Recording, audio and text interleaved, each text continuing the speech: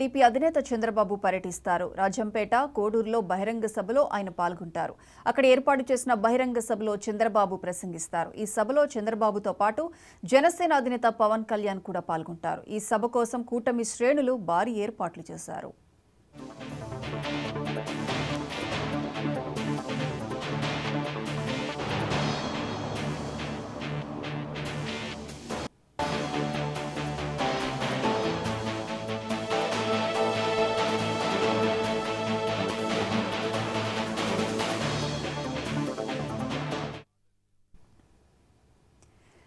ఈరోజు జగన్ నామినేషన్ దాఖలు చేయనున్నారు పులివెందుల్లో. దీనికి సంబంధించి అప్డేట్స్ మా ప్రతినిధి రాజు ఫోన్ లైన్లో అందిస్తారు. రాజు,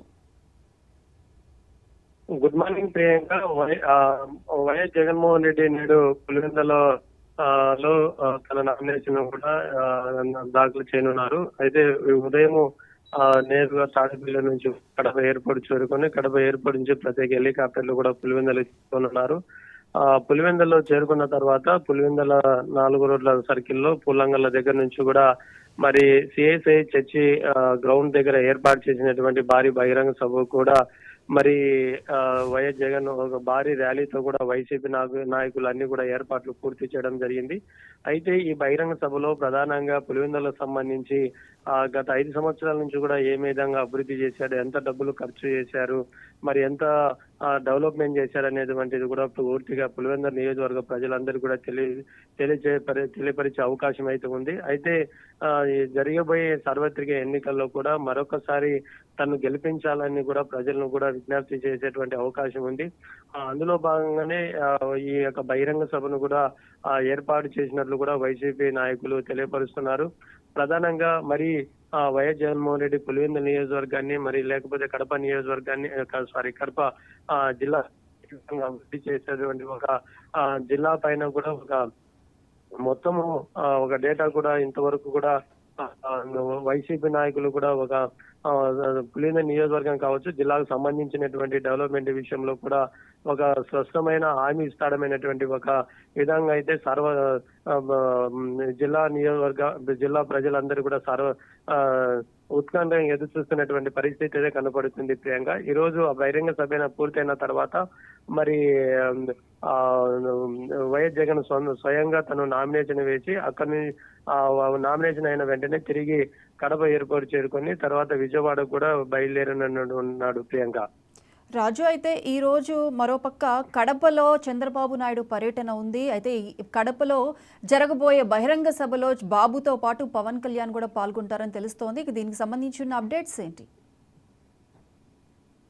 అన్నమయ్య జిల్లా రాజంపేట నియోజకవర్గంలో అదే విధంగా కోడూరులో కూడా ఈ రోజు టీడీపీ అధినేత చంద్రబాబు నాయుడు మరి పవన్ కళ్యాణ్ గారు ఇద్దరు కూడా మరి నేరుగా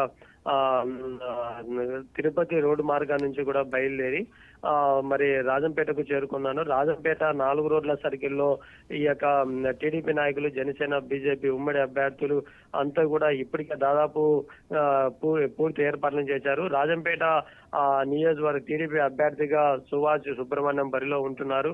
ఆ నియోజకవర్గం పైన ఎలాగైనా విజయం సాధించాలనేటువంటి దిశలోనే ఈ యొక్క బహిరంగ సభను కూడా ఏర్పాటు చేసినట్లు కూడా తెలుస్తుంది.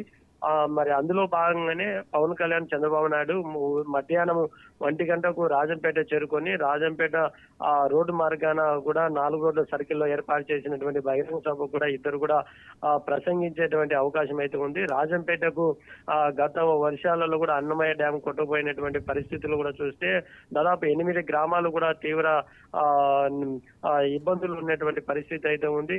ఆ యొక్క నియోజకవర్గం పైన ఈ ఇద్దరు నేతలు కూడా ముఖ్యంగా ఎలాంటి హామీలు ఇస్తారు, నియోజకవర్గం పైన ఏ విధంగా డెవలప్మెంట్ కి సంబంధించి అనేటువంటి విషయం కూడా నియోజకవర్గంలో చర్చ జరుగుతుంది. అదే విధంగా రాజంపేటలో పూర్తయిన తర్వాత రోడ్డు మార్గాన్ని కూడా రైల్వే కోడూరు కూడా ఇద్దరు నాయకులు పవన్ కళ్యాణ్, చంద్రబాబు నాయుడు కూడా రైల్వే కోడూరులో కూడా రోడ్ షోలో కూడా పాల్గొనున్నారు. అక్కడ రైల్వే కోడూరులో కూడా ఏర్పాటు చేసినటువంటి 4 రోడ్ల సర్కిల్లో కూడా ఇద్దరు నేతలు కూడా ప్రసంగించనున్నారు ప్రియాంక.